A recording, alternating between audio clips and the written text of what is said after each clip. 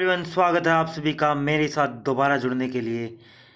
दोस्तों, Indian polity हमने series चला रखी थी और आज इंडियन पॉलिटी का हमारा लेक्चर 4 है दोस्तों। और उसमें पढ़ेंगे हम आज फेडरलिज्म के बारे में, संघवाद के बारे में। और हमारे इस यूट्यूब चैनल पर आपको क्या है, हर लेक्चर की, हर करंट अफेयर, जैसे कि मैं सुबह आपको करंट अफेयर भी पढ़ाता हूँ, उसकी भी क्या है PDF भी प्रोवाइड करवाई जाती है। आपको क्या है, डेली हर वीडियो के डिस्क्रिप्शन बॉक्स के अंदर एक लिंक मिलता है। उस लिंक पर जाकर आपने करना क्या है, उस पर क्लिक करो और ग्रुप को ज्वाइन करो। और वहाँ पे आपको क्या है, डेली क्या है, PDF प्रोवाइड करवाई जाती है। तो आज हम जो एक बहुत ही जो मोस्ट इम्पोर्टेंट जो टॉपिक है फेडरलिज्म, उसके बारे में पढ़ेंगे, जो किसी भी आने वाले एग्ज़ाम के लिए ये मोस्ट इम्पोर्टेंट पार्ट होता है। यहाँ से भाई भर भर के तो जो है क्वेश्चन पुटअप होते हैं, ठीक है ना। और अब हम क्या करेंगे भाई, आपके लिए एक मतलब बहुत अच्छी सूचना है। सूचना ये है कि भी हम क्या है, मतलब तीन चार तारीख से पहले क्या है, कवर कर देंगे अपनी पूरी इंडियन पॉलिटी को, ठीक है ना। यानी कि जितना भी अपना कुछ मतलब सिलेबस रहता है, उस इंडियन पॉलिटी को कवर कर देंगे। डेली अब क्या होगी, हमारी इंडियन पॉलिटी की क्लास होगी, ठीक है ना। डेली बेसिस पे। पहले क्या होता था, 2 दिन बाद, 3 दिन बाद, परंतु अब क्या हुआ, इंडियन पॉलिटी की डेली क्लास में लूँगा। तो आज हमारा लेक्चर 4 है, जिसमें हम पढ़ेंगे फेडरलिज्म के बारे में। और अगर आप चैनल पर नए आए तो चैनल को सब्सक्राइब कर लो। तो स्टार्ट करते हैं। फेडरलिज्म मीन्स होता है भाई संघवाद। संघवाद होता है भाई फेडरलिज्म, ठीक है ना। अब संघवाद के बारे में पढ़ेंगे, तो संघवाद के बारे में हम सबसे पहले पढ़ेंगे जो राज्य है ना और केंद्र है, उनके बीच में जो रिलेशन है ना, जो संबंध है, वो हमें दरअसल संघवाद के बारे में बतावेगा, ठीक है ना। यानी कि जो राज्य है या जो केंद्र है, सेंट्रल गवर्नमेंट या स्टेट जो गवर्नमेंट है, उनके बीच में जो किसी भी प्रकार का रिलेशन है, जो रिलेशन बॉन्डिंग है, वो रिलेशन बताएगा हमें कि फेडरलिज्म वर्ड क्या होता है, इसकी ज़रूरत क्यों पड़ी, ठीक है ना। उसके बारे में आज हम पढ़ेंगे। तो सबसे पहले जानेंगे, 3 वर्ड है भाई। एक होता है परिसंघीय, जिसको बोलते हैं कॉन्फेडरलिज्म, ठीक है ना, कॉन्फेडरलिज्म। और एक होता है संघीय, जिसको फेडरलिज्म, जिसके बारे में हमने आज पढ़ना भी है, ठीक है ना। और एक होता है एकात्मक। तो ये 3 तरह की जो सिस्टम व्यवस्थाएं होती हैं, एक तो होती है परिसंघीय व्यवस्था, जिसको इंग्लिश में बोलते हैं कॉन्फेडरलिज्म, और एक होती है संघीय व्यवस्था, जिसको बोलते हैं फेडरलिज्म। क्लियर है। और उसके बाद है एकात्मक, यानी कि यूनिटरी। तो ये 3 जो व्यवस्थाएं होती हैं, जिसके अंदर हम इनके बारे में डिटेल में पढ़ेंगे। तो उसके सबसे पहले बात करेंगे परिसंघीय व्यवस्था। अब ये परिसंघीय व्यवस्था क्या होती है, इसके बारे में जानेंगे। कॉन्फेडरलिज्म, इसके बारे में डिटेल में जानेंगे। सबसे पहले पढ़ेंगे भी, जब बहुत सारी इकाइयाँ, ध्यान से सुनो ना, जब बहुत सारी इकाइयाँ यानी कि स्टेट, यानी कि जब बहुत सारी इकाइयाँ या अक्षेत्र या स्टेट मिलकर एक केंद्र का निर्माण करें, भाई क्या करें, एक सेंटर पॉइंट का निर्माण करें, केंद्र का निर्माण करें, परंतु उसमें क्या है, उन इकाइयों के लिए क्या है, राइट टू ससीड, यानी कि पृथक्करण, यानी कि उन इकाइयों के पास क्या है, अपने आप को उस केंद्र से अलग करने का क्या हो, अधिकार हो, यानी कि वो क्या हो, स्वतंत्र हो भाई, ठीक है ना। ध्यान से सुनना भाई, परिसंघीय व्यवस्था क्या होती है, कि ऐसी व्यवस्था भाई जिसके अंदर जो छोटी छोटी इकाइयों जो है मिलकर क्या बनाए, एक केंद्र का निर्माण करें, ठीक है ना। और वो जो निर्माण किया है उन इकाइयों ने, उन इकाइयों के पास या उन राज्यों के पास क्या है, एक क्या हो, एक स्पेशल राइट हो, अधिकार हो, राइट टू ससीड, ठीक है ना, पृथक्करण का जो अधिकार, यानी कि अपने आप को क्या है, कभी भी वो केंद्र से क्या कर सकती हैं, अलग कर सकती हैं, ये उनके पास एक स्पेशल राइट हो। तो ऐसी एक व्यवस्था, उस व्यवस्था को हम बोलते हैं परिसंघीय व्यवस्था, यानी कॉन्फेडरलिज्म। समझ में आया भाई। कॉन्फेडरलिज्म क्या होता है, कि भी एक ऐसी व्यवस्था जिसमें जो केंद्र है, या तो केंद्र बहुत सारे छोटे छोटे जो वो रियासतें हैं या इकाइयाँ, उनको जोड़ के केंद्र का निर्माण करें, ठीक है ना। या फिर छोटी छोटी इकाइयाँ मिलकर क्या करें, केंद्र का निर्माण करें, परंतु उसमें क्या है, उस केंद्र, उन जो जो इकाइयाँ हैं, वो राज्य हैं या जो रियासतें हैं, उनके पास क्या है, एक राइट टू ससीड, यानी कि इंडिपेंडेंट हो। इंडिपेंडेंट कैसे हो, उनको जो पृथक्करण, अपने आप को क्या है, एक पृथक्करण का एक अधिकार प्राप्त हो, ऐसी एक व्यवस्था को बोलते हैं परिसंघीय व्यवस्था। क्लियर है। उसके बाद बात करेंगे संघीय व्यवस्था, फेडरलिज्म क्या होता है भाई। ध्यान से सुनना, अभी मोस्ट इंपॉर्टेंट है, ये जो वर्ड लिख दिया ना, संघीय व्यवस्था, ये एक ऐसा वर्ड है भाई, इसके ऊपर अगर हम एक मतलब 1.5 घंटा भी डिस्कशन करें तो वो भी कम होगा, ठीक है ना। परंतु हम इसको कंक्लूड करेंगे, काफ़ी कम टाइम में ज़्यादा चीज़ें सीखने को मिलेंगी, ठीक है ना। तो भाई फेडरलिज्म संघीय व्यवस्था क्या होती है, यानी संघवाद क्या होता है। जब बहुत सारी स्वतंत्र इकाइयाँ, सेम है भाई, जब बहुत सारी स्वतंत्र इकाइयाँ आपस में मिलकर एक केंद्र का निर्माण करें। केंद्र का निर्माण उसमें भी हो रहा था, जो हमने पढ़ा था इससे पहले कॉन्फेडरलिज्म, उसमें भी किया था केंद्र का निर्माण, ठीक है ना। तो जब बहुत सारी स्वतंत्र इकाइयाँ आपस में मिलकर एक केंद्र का निर्माण करें, या फिर केंद्र सभी इकाइयों को अपने साथ मिलाकर एक केंद्र सेंटर पॉइंट का बनाए, ठीक है। परंतु उन सभी इकाइयों के लिए की हिदायत है, उनको क्या अपने आप को क्या है मतलब केंद्र से अलग करने का जो अधिकार प्राप्त ना हो, यानी कि राइट टू ससीड प्राप्त ना हो। यानी कि वो अगर एक बार क्या है शामिल होगी केंद्र के साथ, तो केंद्र से अलग नहीं हो सकते, ऐसा उनके पास कोई स्पेशल राइट नहीं है। तो ये क्या कहलाती, ये ऐसी व्यवस्था क्या कहलाती है हमारी संघीय व्यवस्था, फेडरलिज्म। ध्यान से सुना भी, ऐसी व्यवस्था जिसके अंदर जो क्या है मतलब बहुत छोटी छोटी इकाइयाँ, बहुत छोटे छोटे राज्य है मिलकर एक केंद्र का निर्माण करते हैं भाई, ठीक है ना। और उनके पास क्या है मतलब राइट टू ससीड ना हो, यानी अपने आप को पृथक्करण करने का क्या है अधिकार प्राप्त ना हो, ठीक है ना। एक बार जैसे कि आ गया, वो बोलते नहीं भाई, एक बार तू आ गया तो आ गया, ठीक है ना। अब तू जा मतलब अपनी मर्जी से आ सकता परंतु अपनी मर्जी से जा नहीं सकता, ठीक है ना। तो ऐसी बात बोलता है फेडरलिज्म, क्लियर ना। अब देखो ऊपर हमने कॉन्फेडरलिज्म पढ़ा, सेम था, परंतु एक बात थी वहाँ पे क्या था, राइट टू ससीड प्राप्त था। अपने आप को कभी भी आप क्या कर सकते हो मतलब पृथक्करण कर सकते हो, ठीक है ना, केंद्र से, ठीक है ना। जैसे कि मतलब उससे उसके रिलेटेड एक एग्जाम्पल बताता हूँ आपने, एक एग्जाम्पल सुन लेते हैं। फिर वेस्ट इंडीज आपने सुना होगा, वेस्ट इंडीज। वेस्ट इंडीज दरअसल दोस्तों एक मतलब क्या है देश नहीं है, वेस्ट इंडीज कोई देश का नाम नहीं है। ये दरअसल क्या है, ये दरअसल भाई जो छोटे छोटे द्वीप हैं या छोटे छोटे जो वो वहाँ पर जो टुकड़े हैं द्वीपों के, उनको मिलाकर उन्होंने क्या है वो जो छोटे छोटे केंद्र हैं या इकाइयाँ हैं उन्होंने मिला के केंद्र का निर्माण कर दिया। परंतु उन्होंने क्या किया, भाई हमें क्या है राइट टू ससीड प्राप्त है।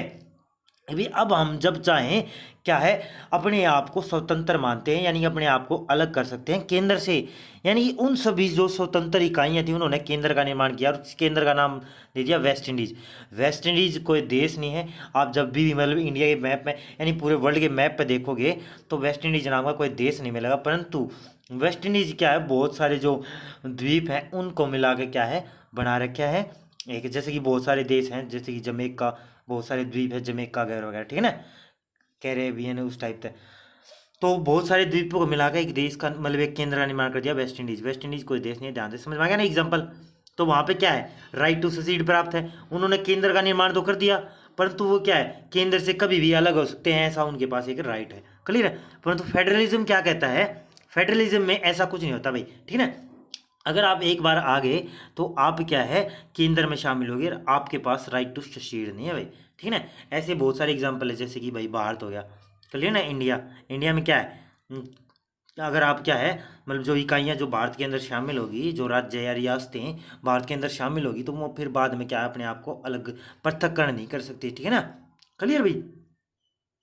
उसके बाद बात करेंगे एकात्मक, यूनिटरी। अब ये यूनिटरी सिस्टम क्या होता है भाई, यूनिटरी से लिंक करोगे यूनियन, यूनियन यानी कि संघीय, ठीक है ना। अब संघीय से लिंक करो केंद्र, संघीय को संघीय जो होती है संघीय जो व्यवस्था होती है वो केंद्र की व्यवस्था होती है एक तरह से, ठीक है ना। अब देखो एक ऐसी व्यवस्था जहां पर केंद्र के पास ज़्यादा शक्तियां प्राप्त हो। देखो भाई आपने जो है क्या है निर्माण तो कर लिया छोटी छोटी इकाइयों का, ठीक है ना, छोटी छोटी इकाइयों के साथ एक केंद्र का निर्माण कर लिया, परंतु जो एकात्मक जो प्रणाली है व्यवस्था वो क्या बोलती है कि भाई आप जो है यहाँ पे केंद्र के पास ज़्यादा शक्तियाँ प्राप्त होगी भाई, क्लियर ना। यूनियन के पास जो ये यूनिटरी सिस्टम है एकात्मक जो व्यवस्था उसमें क्या है केंद्र के पास ज़्यादा शक्तियाँ प्राप्त होगी, क्लियर है। अब देखो आपने तीनों वर्डों के बारे में जान लिया, कॉन्फेडरलिज्म, फेडरलिज्म और एकात्मक। अब देखो भी भारतीय जो संविधान उसमें तो दरअसल क्या है कौन सी व्यवस्था को सर्वोपरि माना है, मतलब कौन सी व्यवस्था अपनाई गई इन तीनों में से।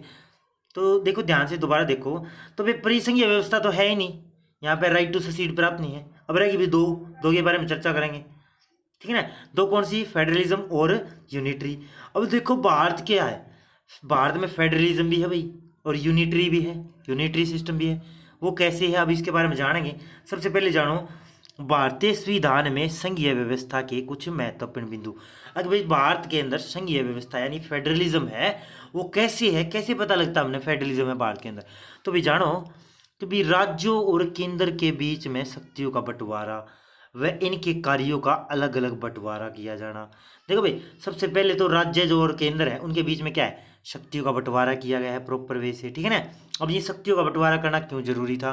देखो भाई जब 1947 के अंदर भारत देश आज़ाद हुआ तो उस टाइम पे क्या था, भारत जो है 562 देसी रियासतों में बसाया था, लगभग क्या 562 देसी रियासतों में बसाया था, ठीक है ना। और जब रियासतों में बसाया था और रियासतें थी और क्या था, ब्रिटिश जो डोमिनेंट वो थे भाई, प्रांत थे और क्या थी, रियासतें थी। और रियासतों पे डायरेक्ट क्या थी, जो अंग्रेज लोग थे वो क्या है, डायरेक्ट क्या है, शासन नहीं करते थे, ठीक है ना। वो शासन करते थे राजाओं की सहायता से, क्योंकि रियासतों पे क्या थे, राजाओं की हुकूमत होती थी। और उन राजाओं की सहायता से जो अंग्रेज लोग थे उन रियासतों पे भी वो करते थे, ठीक है ना, अपना हुकूमत जमा रहे थे, ठीक है ना, राजाओं की सहायता से, ठीक है ना। और जब अंग्रेज गए ना बाहर से, तो उस टाइम पर वो देसी रियासतों से क्या बोल के जाते हैं कि भाई आप क्या है स्वतंत्र हो, आपके पास राइट टू ससीड प्राप्त है। यानी कि आप चाहो तो पाकिस्तान में मिल सकते हो और आप चाहो तो भारत में मिल सकते हो और आप चाहो तो स्वतंत्र भी रह सकते हो, ठीक है ना। तो ऐसी कुछ मतलब क्या है, फूट डालो राज करो जैसी एक नीति अपना के मतलब देगे भाई भारत को, कभी हम तो जा रहे हैं और देश का इस तरह से बंटवारा कर दे, क्लियर है ना। तो ऐसी कुछ मतलब चुनौतियां सामने आई जिसके बारे में मैंने बहुत डिटेल में भी बताया हमारे जो लेक्चर है और जो राज्य पुनर्गठन आयोग है उसमें बताया मैंने इन चीज़ों के बारे में कि भाई कैसे 562 जो रियासतें थी उनको जो है भारत में मिलाया गया, ठीक है ना। तो भाई अब बात करते हैं, पॉइंट पे आते हैं हमारा कि भाई जो फेडरलिज्म है उस वो क्या बताता है, वो बताता है कि भाई इसके अंदर जो है राज्यों और केंद्र के बीच शक्तियों का बंटवारा होना जरूरी है फेडरलिज्म के अंदर, ठीक है ना। और यहाँ पे जो राज्य हैं इनकी जो कार्य हैं वो भी निर्धारित किए जाने जरूरी हैं, ठीक है ना, क्लियर है ना। इनकी जो कार्य हैं, जो इनको कार्य जो सौंपे गए हैं वो भी क्या है, निश्चित हैं। जैसे कि भाई जो केंद्र सरकार है उसके अलग कार्य हैं, उसको क्या है राज्य सरकार मतलब छू नहीं सकती, ठीक है ना। और राज्यों की जो अलग से जो केंद्र जो मतलब राइट मिले हुए हैं या जो पावर मिली हुई है उन उनमें क्या है, केंद्र हस्तक्षेप नहीं कर सकती। आपने पढ़ा भी होगा कि भाई ये संघीय सूची, राज्य सूची और समवर्ती सूची पढ़ा है ना, राज्य सूची, संघीय सूची और समवर्ती सूची। राज्य सूची तो वो जिस पे क्या है जो भी विषय जो राज्य के अंदर मतलब जो कानून बनाने का अधिकार किसके प्राप्त है, राज्य प्राप्त हो, वो क्या होगी, राज्य सूची के अंदर वो विषय आ गए, ठीक है ना। और संघीय सूची ऐसे विषय जिनको क्या है, जिन पे कानून कौन बनाएगी, केंद्र सरकार, ठीक है ना। और समवर्ती सूची में कौन से विषय हैं, ऐसे विषय जो क्या हैं जिन पे राज्य और केंद्र दोनों की सहमति से क्या है कानून बनाए जाएंगे। तो ये क्या हो गया, सेपरेशन ऑफ पावर हो गया ना, शक्तियों का बंटवारा हो गया किन किन के बीच में, राज्य और केंद्र के बीच में। तो फेडरलिज्म कहता है कि भी राज्यों और शक्तियों के बीच में, राज्यों और केंद्र के बीच में उनकी शक्तियों का तो बंटवारा होना चाहिए और उनके जो कार्य क्या है निर्धारित किए जाने चाहिए, ठीक है ना। उसको क्या कार्य दिया जाए, जैसे कि भाई जो केंद्र सरकार है, जैसे कि डिफेंस है भाई, ठीक है, डिफेंस का सिस्टम किसके पास है, रेलवे क्या है, केंद्र सरकार की है, ठीक है ना। किसी भी राज्य में अगर रेलवे चल रही है तो क्या केंद्र सरकार की है, ठीक है ना। तो इस प्रकार क्या है, सेपरेशन ऑफ पावर है। और सेपरेशन ऑफ पावर यानी कि राज्य और केंद्र के बीच में जो शक्तियों का बंटवारा है वो बात कहता है फेडरलिज्म, क्लियर है। सेकेंड पॉइंट हमारा, जिस देश में राज्यों और केंद्र की शक्तियों का बंटवारा है ना, उसका उसका जो संविधान है वो क्या होना चाहिए, लिखित। भाई संविधान लिखित होना क्यों जरूरी है, ये पॉइंट दरअसल यहीं से निकला भाई। ये जो पॉइंट लिखा है ना मैं, राज्यों और शक्तियों के बीच में बंटवारा, राज्यों और शक्ति जो केंद्र है उसकी जो शक्तियों का बंटवारा होना चाहिए, जो बोल दिया फेडरलिज्म के अंदर। अब वो कैसे पता लगेगा, जब भारत का जब उस देश का संविधान क्या होगा, रिटर्न में होगा, लिखित संविधान होगा, क्लियर ना। यानी कि उस देश का लिखित संविधान होना जरूरी है अगर आप वहाँ पे फेडरलिज्म व्यवस्था लाते हो, ठीक है ना। यानी कि वो जो बातें हैं, जो सेपरेशन ऑफ पावर है, शक्तियों का जो बंटवारा है, या किसी भी तरह की कुछ भी मतलब जो अलग अलग जो विषय दिए गए हैं, कार्य सौंपे गए हैं, उनका क्या है, कहाँ मिलेंगे, वो मौखिक तौर पर मिलेंगे नहीं, ठीक है ना। यानी वो जो संविधान जो कॉन्स्टिट्यूशन उस देश का लिखा गया है उसमें क्या है, लिखित हो। यानी उस देश का संविधान क्या हो, लिखित हो। जैसे कि भारत का संविधान क्या है, लिखित संविधान है, ठीक है ना, सबसे बड़ा लिखित संविधान है। उसके बाद बात करें, थर्ड पॉइंट हमारा संविधान की सर्वोच्चता। देखो भाई, हमने बात करी, हमने सेकंड पॉइंट देखो, हमने बात करी कि देश में जो राज्य और शक्तियों के बंटवारा जो है, उस देश में संविधान की सर्वोच्चता हो, ठीक है ना। अब संविधान की सर्वोच्चता है, अब संविधान के जो कि मतलब जो जो केंद्र सरकार है या राज्य सरकार है, वो संविधान की अवहेलना कर रही है, ठीक है ना, वो संविधान को सर्वोच्च नहीं मान रही, ठीक है ना, संविधान की अवहेलना कर रही है, उसके रिगार्डिंग नहीं चल रही। अब जो संविधान की सर्वोच्चता प्रदान करेगा कौन भाई? न्यायपालिका, ठीक है ना। कौन प्रदान करेगा भाई? कौन प्रदान करेगा? मैंने बता दिया संविधान की सर्वोच्चता, ये पढ़ लिया ना हमने। उससे पहले हमने पॉइंट कौन सा जाना है? संविधान लिखित हो, ठीक है ना, संविधान लिखित हो गया भाई। थर्ड पॉइंट अपना संविधान की सर्वोच्चता। अगर भाई जो संविधान लिख दिया ना, जिसमें ये बोला गया है सेपरेशन ऑफ पावर, राज्य और केंद्र के बीच में शक्तियों का जो बंटवारा किया गया है लिखित संविधान के तहत, अब वो संविधान जो क्या है उसको मानने वाले लोग भी होने चाहिए। ऐसा नहीं हो कि भाई संविधान लिख दिया परंतु उसको जो मानने वाले लोग ही नहीं है। इसीलिए क्या है, संविधान को सर्वोच्च माना गया है। मैंने प्रियम्बल्स जो प्रस्तावना उसमें बताया भी था कि भाई जो पूरे जो देश, हमारा जो देश है, उसमें जो सबसे मजबूत जो कड़ी है हमारे देश के अंदर, वो क्या है? संविधान है, कॉन्स्टिट्यूशन है। और कॉन्स्टिट्यूशन को पावर मिलती है भारत के लोगों से, ठीक है ना, क्लियर है। तो संविधान की सर्वोच्चता होनी जरूरी है, इसीलिए तो लोग मतलब उसको क्या है, फॉलो करेंगे, ठीक है ना। अगर संविधान की सर्वोच्चता नहीं होगी तो उसको फॉलो नहीं करेंगे ना केंद्र सरकार ना राज्य सरकार, तो भाई जो शक्तियों का जो बंटवारा है वो मतलब डिस्प्यूट का कारण बनेगा, क्लियर ना। अब देखो संविधान की सर्वोच्चता बोल दी, ठीक है ना भाई, संविधान सर्वोच्च मतलब संविधान क्या है? सर्वोच्च है, सर्वोच्च है भाई, क्लियर है। परंतु फिर भी जो केंद्र सरकार है या राज्य सरकार है, संविधान की जो अवहेलना करती है, ठीक है ना, यानी संविधान में जो भी कुछ बात लिख रखी है सेपरेशन ऑफ पावर, ठीक है ना, या कुछ भी जो बात लिख रखी है उसको क्या है, अवहेलना करती है, ठीक है ना, जो सरकारें हैं, तो उसमें क्या है, न्यायपालिका को भी सर्वोच्च माना गया है कि भाई न्यायपालिका क्या है, सर्वोच्च है भाई। जो जुडिशरी जो सिस्टम है वो भी क्या है भाई, सर्वोच्च है। वो क्या करेगा, संविधान को सर्वोच्चता प्रदान करेगा, यानी संविधान में जो कुछ भी लिख रखा है उसके लिए जुडिशरी का काम करेगा, न्यायपालिका का काम करेगा। और न्यायपालिका जो भारत होगी वो सर्वोच्च है, ठीक है ना। न्यायपालिका की क्या है, सर्वोच्चता बताई गई है। और न्यायपालिका का स्वतंत्र होना भी जरूरी है, यानी न्यायपालिका पे किसी भी सरकार यानी किसी का भी डोमिनेंट नहीं होगा, ठीक है ना।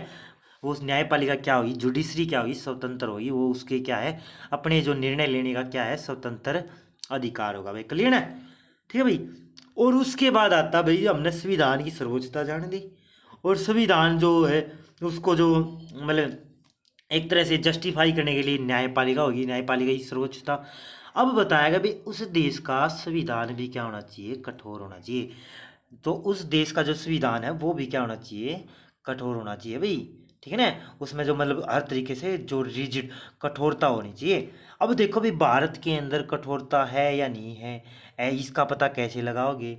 अब देखो भाई आर्टिकल 368, जो भारतीय संविधान के निर्माता थे वो जो आगामी प्रवृत्ति के लोग थे, मतलब उन्होंने क्या है, भारतीय संविधान का निर्माण किस बेस पे किया है, अभी जो फ्यूचर टाइम है, भविष्य को देखते हुए, ठीक है ना, भविष्य में क्या क्या मतलब प्रॉब्लम फेस करनी पड़ सकती है मतलब इंडिया को या कुछ भी मतलब जो देश है उसको, तो उसके बेस पे भारतीय संविधान का निर्माण किया गया है, ठीक है ना। उसमें क्या है, संविधान में क्या आर्टिकल 368 दिया गया भाई, आपने सुना है आर्टिकल 368। इसके तहत क्या है, आप क्या है संविधान में क्या है अमेंडमेंट कर सकते हो, संशोधन कर सकते हो, ठीक है ना। और भारत में अब तक 100+ संशोधन भी हो चुके हैं, ठीक है ना। जबकि बात करें as compare to America, America में काफ़ी कम संशोधन हुए हैं, अमेंडमेंट हुए हैं। क्यों भाई? क्योंकि वहाँ का जो संविधान है वो काफ़ी कठोर है, रिजिड है। परंतु ऐसा नहीं है भाई भारत का भी कठोर है, परंतु इसमें क्या है, राइट मतलब एक आर्टिकल डाल दिया 368। वो इसलिए ज़रूरी था क्योंकि भाई टाइम के अनुसार जो स्थितियाँ वो बदलती रहती हैं, और भाई टाइम ऐसा भी होगा भाई जहाँ पे कुछ चीज़ें क्या टाइम के अकॉर्डिंग सूटेबल नहीं होगी, तो इसीलिए वहाँ पे क्या अमेंडमेंट होना जरूरी है। तो भारत के अंदर क्या है 100+ अमेंडमेंट हो चुके हैं। 101वें संविधान संशोधन के तहत तो जीएसटी लागू किया गया था, ठीक है ना, क्लियर है। तो भाई जो संविधान की कठोरता है होनी जरूरी है, तो भारत का संविधान क्या है, कठोर भी है और लचीला भी है, ठीक है ना। कठोर भी है, लचीला भी है। तो ये जो हमने पॉइंट जाने, तो ये क्या है, फेडरलिज्म को दर्शाते हैं, यानी कि उस देश की संघीय व्यवस्था को दर्शाते हैं कि भाई उस देश में संघीय व्यवस्था है तो संघीय व्यवस्था होनी चाहिए। उस संघीय व्यवस्था क्या दर्शाती है, सबसे पहला पॉइंट जाना कि भाई राज्य और केंद्र के बीच में शक्तियों का बंटवारा, क्लियर है। और उस राज्य और शक्तियों को मतलब केंद्र है उसके बीच में शक्तियों का बंटवारा है, वो कौन बताओगा, उस देश का जो लिखित संविधान, ठीक है ना, उस देश का लिखित संविधान होना जरूरी है, ठीक है ना। अब संविधान की बात आ गई तो संविधान की जो सर्वोच्चता भी होनी जरूरी है। अब संविधान की सर्वोच्चता को जस्टिफाई कौन करेगा, अगर लोग मान लो संविधान को सर्वोच्च नहीं मान रहे, ठीक है ना, तो उसको क्या है, न्यायपालिका की सर्वोच्चता, भाई न्यायपालिका उस पर क्या है, मतलब जुडिशरी बैठेगी, उसको क्या है, स्वतंत्र अधिकार है, ठीक है ना, वो एक अपने व्यू देगी, व्यू पॉइंट ऑफ व्यू, ठीक है ना, क्लियर भाई, क्योंकि संविधान को सर्वोच्च माना गया है। और संविधान की कठोरता के बारे में मैंने बताया है, लचीला भी भारत का संविधान और कठोर भी है। उसके बाद बात करेंगे भारतीय संविधान में एकात्मक व्यवस्था की कुछ महत्वपूर्ण बिंदु, क्योंकि मैंने बताया है भारतीय जो संविधान है, जो भारत है, वो वहाँ क्या है, एकात्मक शासन प्रणाली भी है और क्या है, संघीय शासन प्रणाली भी। एक बार इनके बारे में जान ले फिर बताता हूँ मैं। तो अब जानते हैं भाई कुछ महत्वपूर्ण बिंदु, अगर भाई एकात्मक व्यवस्था अगर किसी देश में है तो उसमें क्या क्या होना जरूरी है। सबसे पहले भाई पूरे देश में एक कल नागरिकता हो, जैसे कि भारत में है भाई। अगर मतलब जो जम्मू कश्मीर था, जो अब वहाँ पर धारा 370 हट चुकी है, वहाँ पर दो ही नागरिकता थी, एक भाई जम्मू कश्मीर का भी होना चाहिए और वहाँ पर आपको इंडिया की भी नागरिकता प्राप्त होनी चाहिए, जबकि पूरे इंडिया में क्या है, एक कल नागरिकता है। और अब क्या है, वहाँ पर धारा 370, धारा 35 और 370 आर्टिकल के तहत जो अलग जो राज्य का दर्जा मिला था वो समाप्त कर दिया और केंद्र शासित प्रदेश बना दिया। और केंद्र शासित प्रदेश बना दिया तो ये पूरे देश के अंदर क्या है, एकल नागरिकता होगी। तो जो एक जो यूनिटरी सिस्टम है वो भी क्या कहता है, अगर एकल नागरिकता होनी जरूरी है पूरे देश के अंदर, क्लियर है।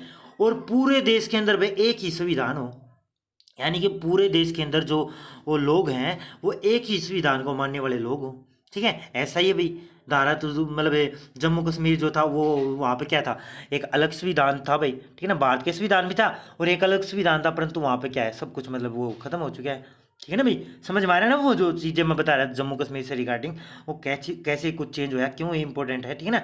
तो पूरे देश में क्या है, क्या होना चाहिए, मतलब एक ही संविधान होना चाहिए, एक ही संविधान को फॉलो करें, क्लियर। ये बोलता है यूनिटरी सिस्टम। उसके बाद है, मैंने बताया था फेडरलिज्म के अंदर केंद्र और राज्य के बीच शक्तियों का बंटवारा हो भाई, ठीक है ना। ये फेडरलिज्म के अंदर भी ये पॉइंट था, परंतु यूनिटरी सिस्टम क्या कहता है कि भाई केंद्र और राज्य के बीच में शक्तियों का बंटवारा तो हो, परंतु केंद्र के पास क्या हो, ज्यादा शक्तियां हो, केंद्र के पास जो क्या है, ज्यादा क्या हो, शक्तियां प्राप्त हो। और भारत में क्या है, भारत में ऐसा ही है, सेंट्रल को क्या माना गया है, सेंटर जो है, केंद्र जो है उसको सर्वोपरि माना गया है, ठीक है ना। वो कैसे, कभी देखो भाई, भारत क्या है कि यूनियन ऑफ स्टेट है, राज्यों का संघ है, ठीक है ना, 28 राज्य और 8 केंद्र शासित प्रदेश।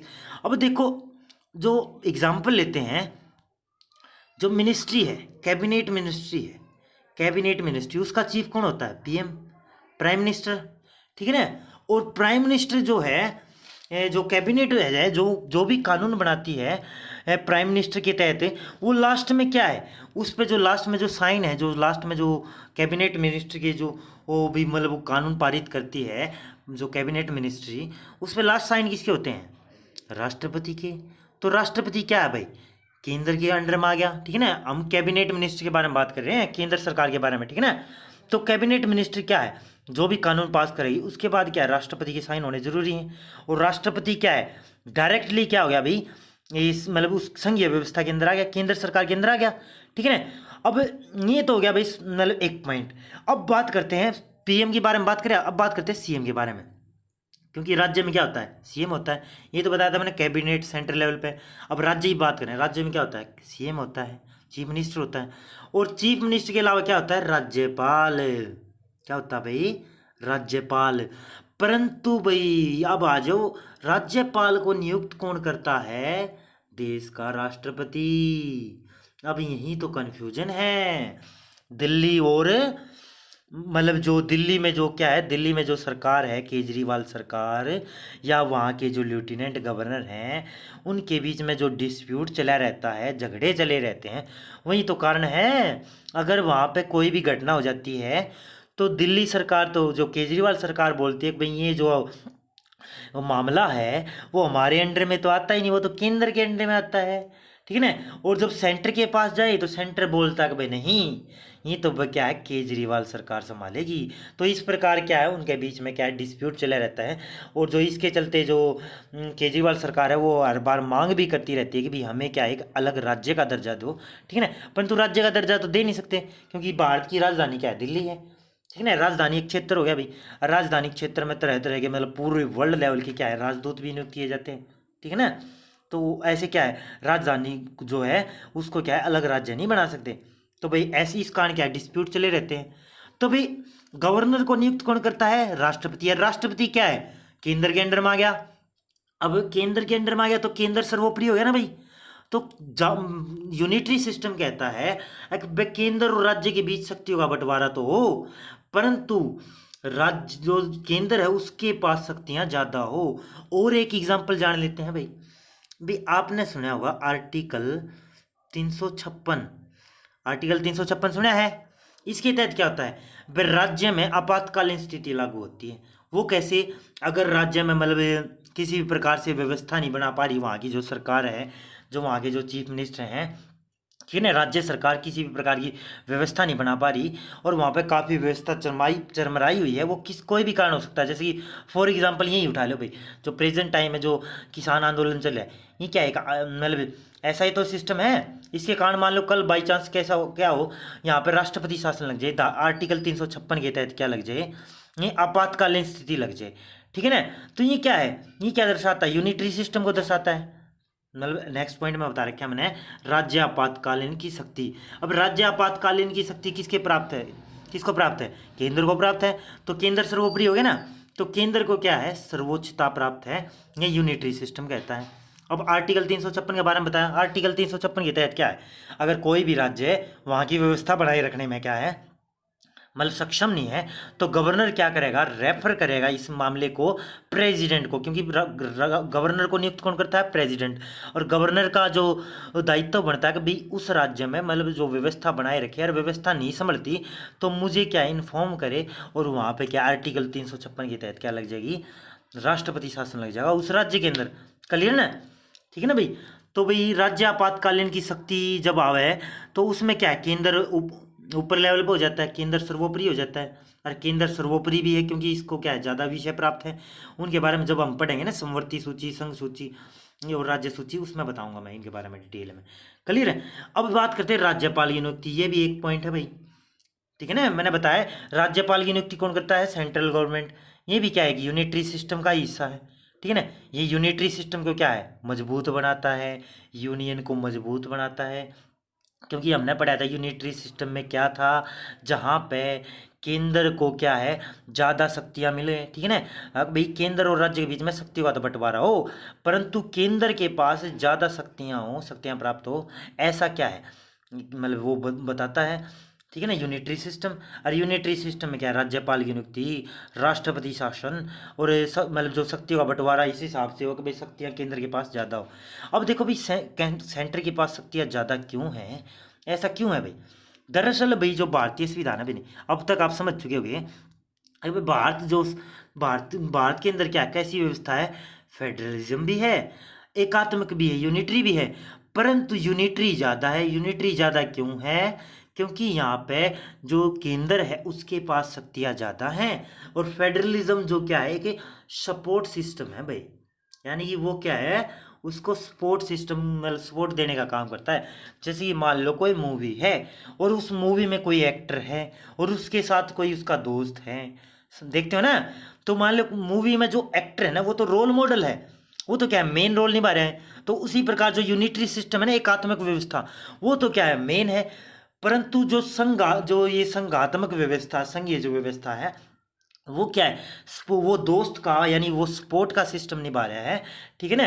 तो इससे आप क्या कहोगे, अगर भारतीय जो संविधान है, जो भारत जो है वहाँ पे क्या है एकात्मक व्यवस्था है, परंतु वहाँ पे कम संघात्मक व्यवस्था है। ऐसा नहीं बोल सकते वहाँ पे संघात्मक व्यवस्था है, ठीक है ना। परंतु वहाँ पे क्या है एकात्मक व्यवस्था पे ज़्यादा, वहाँ पे केंद्र को क्या है ज़्यादा शक्तियाँ प्राप्त है। वो क्यों प्राप्त हैं, वो इसलिए प्राप्त हैं कि भी कल को ऐसा ना हो कि भी कोई स्टेट उठे और वो क्या है मतलब बाहर से अलग होने की मांग कर दे, ठीक है ना। तो इसी प्रकार केंद्र को अलग से स्पेशल राइट दिए गए हैं, ठीक है ना।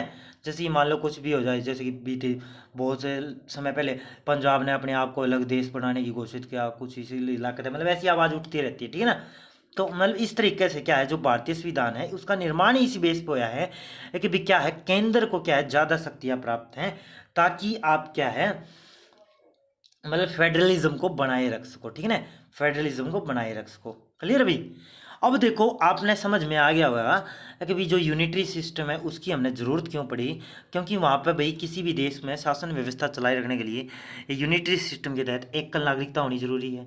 अगर अलग अलग नागरिकता प्राप्त होगी तो डिस्क्रिमिनेट होगा, भेदभाव होगा, हर तरीका का मतलब कुछ ना कुछ मतलब डिस्प्यूट खड़ा रहेगा, ठीक है ना।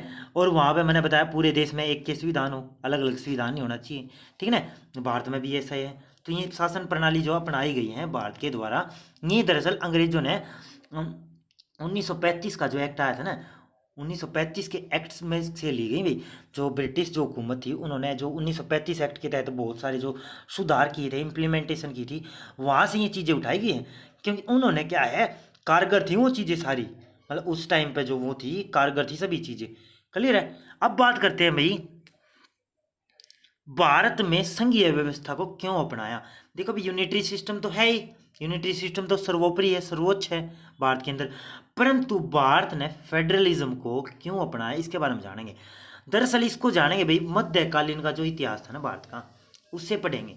अब मध्यकालीन के इतिहास में क्या था, इसमें भाई जो आज भी विद्यमान है, इसमें क्या फेस किया हमने, एक अनुभव लिया।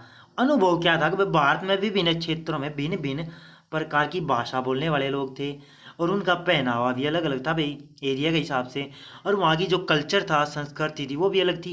यानी भाषा के आधार पे, पहनावे के आधार पे और संस्कृति के आधार पे मतलब जो क्या थी, विभिन्नता थी भाई, ठीक है ना। विभिन्नता थी समाज में। और इस विभिन्नता को दूर करने के लिए क्या है, मतलब उस विभिन्नता के कारण किसी भी प्रकार का मतभेद ना हो, मतभेद ना, उसी आधार पे क्या है फेडरलिज्म को अपनाया गया, ठीक है ना। अब एक बात आपको समझ में आ रही होगी भाई, अगर भाई जो भाषा है, कल्चर है, पहनावा है, भाषा के आधार पर स्टेट भी बने हैं। वो क्यों बने हैं, अगर फेडरलिज्म को मजबूत बनाया जा सके, फेडरलिज्म को बनाए रखा जा सके। अगर ऐसा ना हो कि भाई कोई स्टेट क्या है मतलब बहुत सारी आवाज़ उठा देता है, मतलब तबाही मचा दे।